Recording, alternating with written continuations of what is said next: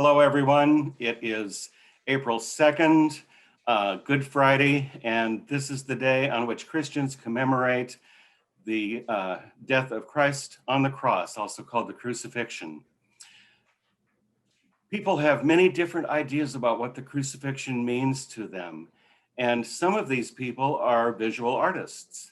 And over the past several centuries, they have shown how they feel about the crucifixion and what it means to them through their work through visual arts. Today, we're going to take a look at some of those artists' works, and some of us will be commenting on what we see in the art, how it makes us feel, some things that are interesting about the art to us. My name is Martin Morley. I'm the Director of Worship and Music here at Our Savior's Lutheran Church in Lafayette, California. And I am joined today by a distinguished panel of art lovers. And I'm going to ask them to introduce themselves, starting with my staff colleague. Cheryl? Everyone, my name is Cheryl Johnson, and for those of you I haven't had the opportunity to meet, it's been such a pleasure this year to get to know your church and to work with the high schoolers. So yeah, that's a little bit about me. I'm an ordained minister in the United Church of Christ, and really excited to continue my work with the high schoolers here at the church. I think I'll pass over now to Natalie. Hi, my name is Natalie. I'm in 9th grade at San Valley High School. Hi, my name is Ella. I'm a junior at Oslc. Hi, my name's Kira. I'm a senior at Campo. Thank you, everyone. And now we're going to take a look at some of this art. I'll get a screen share going here. Most of the art that we'll be looking at today is from the 20th and 21st centuries, but we're going to begin with one that is very classic that a lot of people are familiar with, Christ on the Cross by the Dutch artist Rembrandt from the 17th century. Very striking portrayal of Christ's suffering. Ella, would you like to go first? Yeah, I think the thing that kind of stands out to me with this piece of art is that I think it's everyone's like first image when they think of what Christ looks like. So I think this one isn't very shocking or isn't very new, because I feel like this is what most people think of when they think of Christ. I think you're right about that. Natalie or Kira, any comments?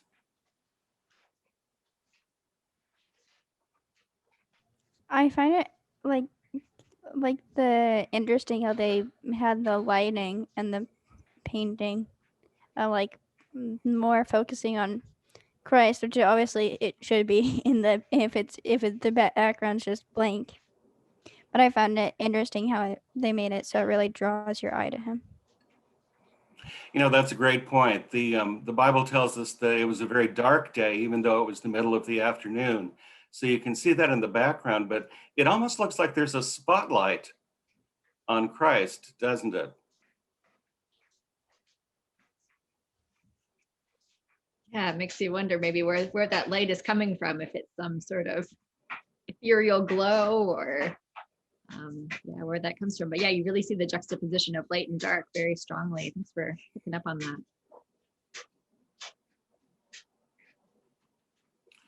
Well, I'll tell you what, let's go to the next piece of art, which comes from a Canadian artist, Kathleen Munn. We are looking at this art now in chronological order.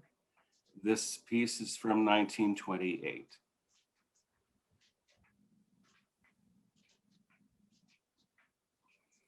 We see that once again, the color palette is somewhat limited as it was in the original Rembrandt. What else do you see here, Ella? I think what stands out to me about this one is like the shape of the people. Everything's kind of boxy, and it's like, and there's multiple people. So it kind of is showing like when he died on the cross, he didn't do it alone. he was doing it for other people, and other people like felt his pain. So this one I feel like is less of like a vision of Christ, but more of what he was doing and what it symbolized. Very good. Yes. What else do we see in here? I really like just like the landscaping of it all with like the mountains in the back and even like the ground that like the crosses are planted on. It just seems like very like detailed, but then also like mildly like abstract. And it just kind of like makes me think a little bit.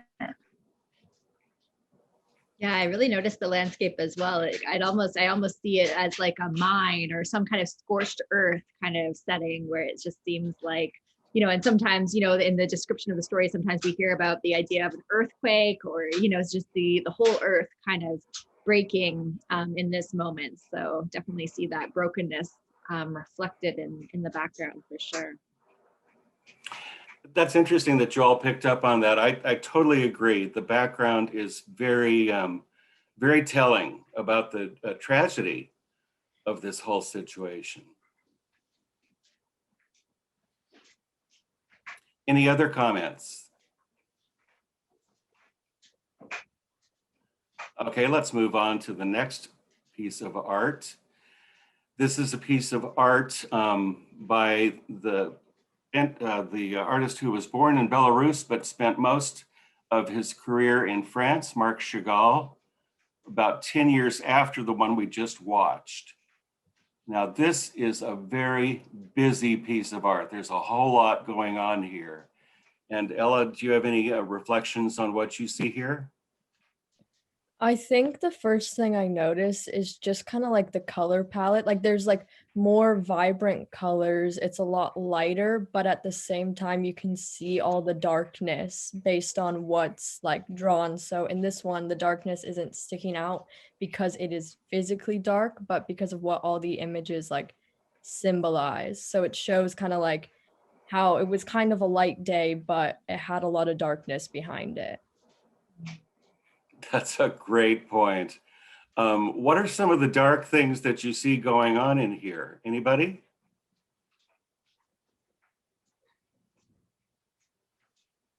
There's lots of fire. There is fire.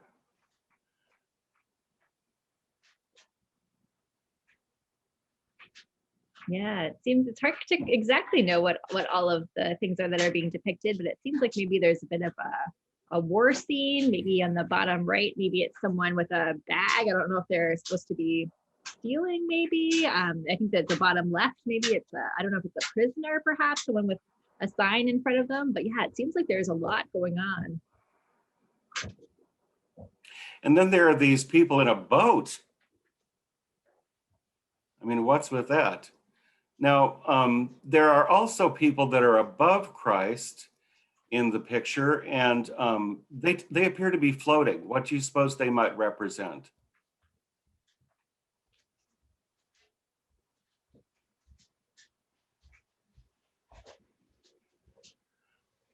Well, we have some people who are on what appears to be the ground or on a body of water next to a burning house.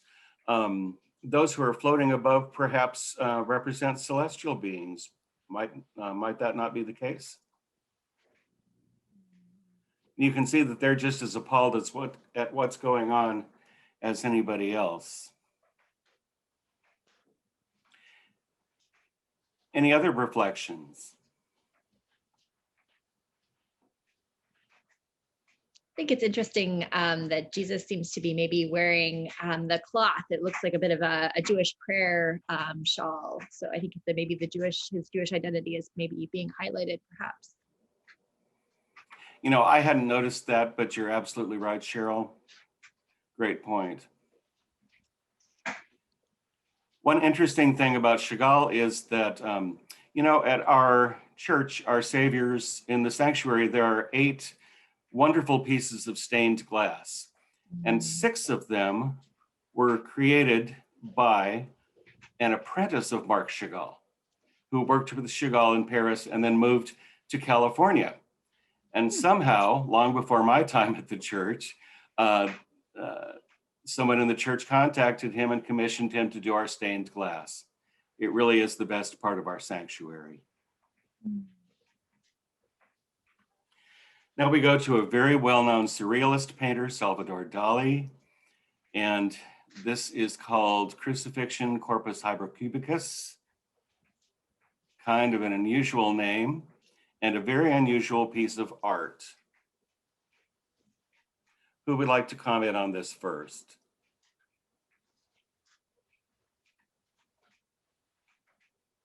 I mean, I'll comment on it first.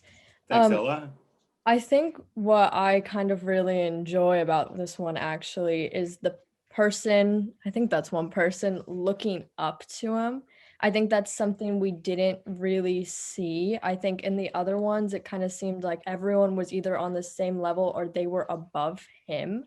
So I think, I'm not exactly sure what it means, but he's like above the person in this picture. And I think that symbolizes something. I'm not exactly sure what. And I also really like the checkered floors. Like I feel like it's an odd addition, but I feel like it brings something more, and it's kind of like eerie in this photo. Even though it has like gold in it, it's still like you can tell by the background it's like an eerie scene. Yes, I'm glad you mentioned the checkered floor.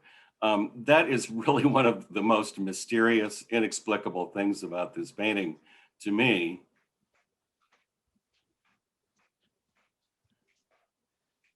Natalie or Kira, do you have anything to say about this painting? I also really noticed the checkered floor, and like at first it made me think of like a chess or checkers board, and that's what it like originally made me think of. Yeah.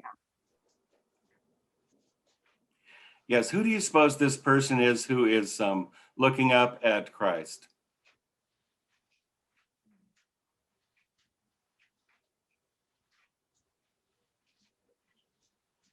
It could be just about anybody. It appears to be a female figure, but not necessarily. Kira, I really appreciate what you said about the game board aspect. It makes me think about how one of the historical kind of interpretations and understandings of the crucifixion is this idea of Christ's death as a war between the forces of good and evil. So the idea of a game and sort of opposing adversarial sides kind of really resonates with that interpretation of his death to me.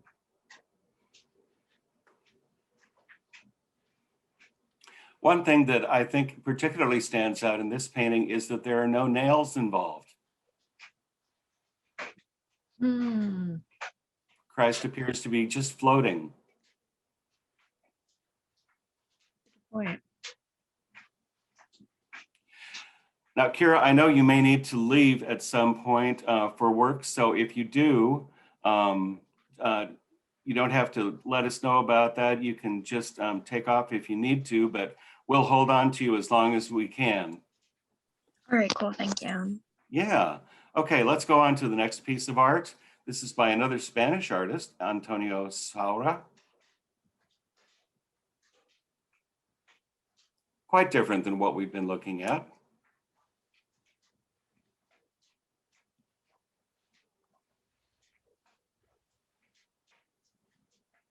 Ella, what do you see here? I mean, it's really interesting to look at because I keep looking, trying to find like things that I can visibly like see. At first I was like, oh, maybe, you know, because it looks kind of like there could be an arm on the left, but that seems to be about all I can get out of it. And I think it's just really interesting because it kind of just shows like, to me, it portrays like a mess, kind of a disaster. And I think that's why like it could work. And then there's the dark on the top and the light on the bottom. I think it just kind of shows that little contrast of the dark versus light, what this day actually was. Like it was kind of a mess. It was confusing. Like it was like, what's going to happen after this? Is this going to work out? Is this a good thing? Is this a bad thing? And I think this painting just kind of portrays like confusion of like, what does this really mean? This is such a bad day, but could this also be a good thing? Like, I think that's just what this makes me think of. Well said. It's a very confusing look at what's going on. And frankly, it's very honest because none of us really understand completely what the crucifixion was all about. Natalie, anything that you see here that is either striking or disturbing to you? I mean, I kind of see like two people, if that makes sense. Like I see a person, I see like obviously I see the arm on what could be a cross, but then I also kind of see at the bottom like a person like kneeling down, like like like when he fell, like as if it's like before he got to the cross. Ah, Yeah, that's really cool. I feel like I can kind of see that too. It's really interesting. I think the perspective aspect too is super interesting. It kind of almost seems like the viewer is like looking up from beneath in a way. I don't know. absolutely.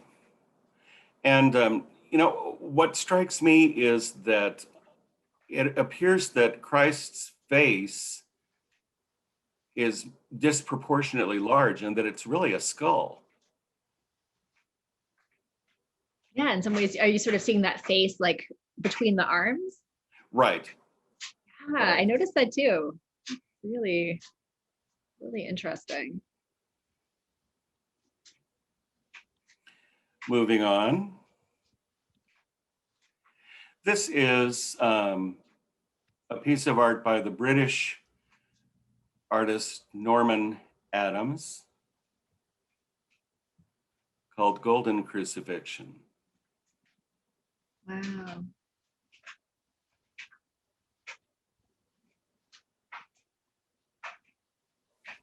Ella, what do you have to say about this one? I mean, the thing that like, I don't know if anyone else sees this, but I see like butterflies almost, and it appears to me at least that the like people, I think they are like standing, those also to me just kind of seem like caterpillars. Like I think they kind of seem like that, and it's like they're growing and this is what they want to be, like that's going to be their final form. So I think to me this just kind of symbolizes like everyone is kind of like equal. Even we all start out at different places, but eventually we all like come together and we all take the same end form almost. And I think this is like a really beautiful way to put the crucifixion, because this is called Golden Crucifixion. It's obviously more of a happy note. This one isn't supposed to be dark and sad. And this is almost like a good memory of that day, if you could call this day a good memory. It depends how you look at it. But I think it's a really beautiful image where like they just put it in a good light. And I think that's necessary for a lot of things. A lot of art can be very dark and disturbing, but I think it's also good to sometimes throw in a good one every once in a while.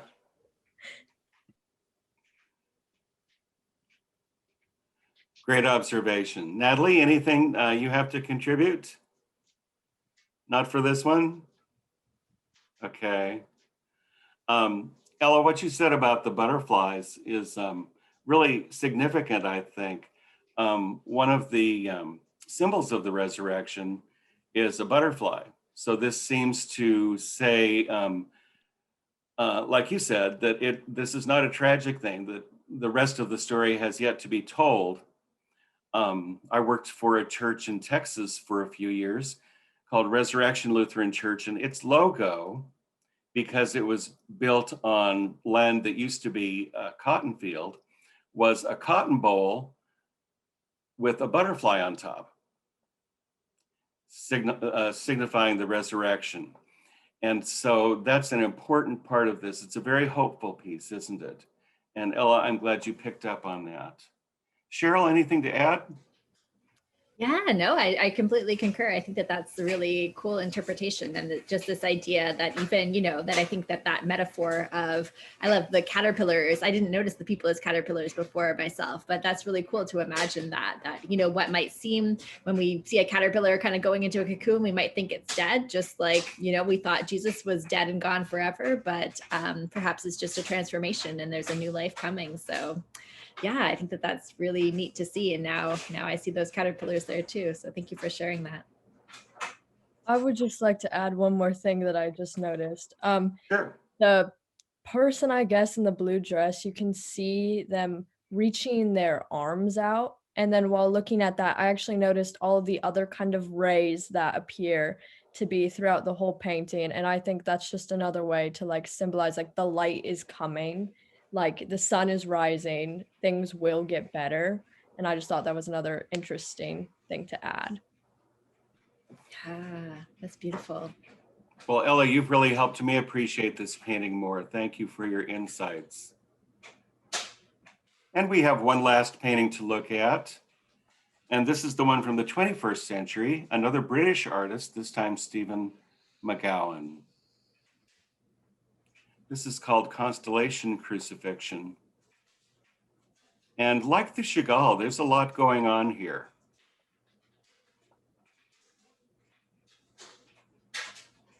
Cheryl, any initial reflections? Yeah, I love that. I love it. I love the kind of cosmic element, the idea that sort of the suffering of Christ being this kind of cosmic event where, yeah, the stars and the moon and yeah, maybe even northern lights and fire. There's just so much perhaps that could be read into this. So yeah, I love that connection, that the sort of suffering of Christ can be seen manifest perhaps in other realms as well. Ella? What I really like about this one is that, to me at least, it doesn't appear that he's on the ground. And like things I noticed, to me, I see like a boat in the water underneath him. Like, so it appears if almost he's over the ocean, like he's not on the ground. And I see like, it appears that there's like a little crown on top of his head almost with like, and I think that was intentional. I don't think that was just another splatter with the rest of it. So it's like what it says about like him. He's not on the ground. He's floating almost. He has a crown. The stars are above him. And then also I think it's really interesting that there's I see like a shadow figure kind of not exactly looking at him though. It doesn't appear to be looking at him. So it's like, I'm not exactly sure what that symbolizes. Is that what he comes back as, what he was before he left? Like, or is that a bystander? Just like peering out, looking at the view, like wondering what's going to come next. I think the confusion with this is like, you can kind of interpret that however you would like to. And I think that's really nice about this piece. I agree. It's open to a lot of different interpretations. Natalie, what do you think that thing is on top? On top, like with the eye and the stars around it.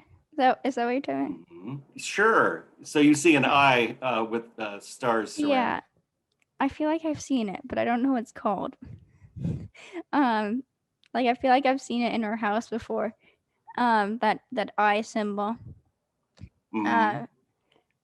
Another thing I was gonna say was I find the light very interesting again, but this time it's like diagonal, and I find what Ella was saying was like maybe a boat to her. I feel like it's a bird, and I feel like it's portraying like resurrection, like kind of like a phoenix is reborn in the fire, something like that, where like the dark part is more like the past, and then the lighter side is what is to come, the new. Wow. Great observations.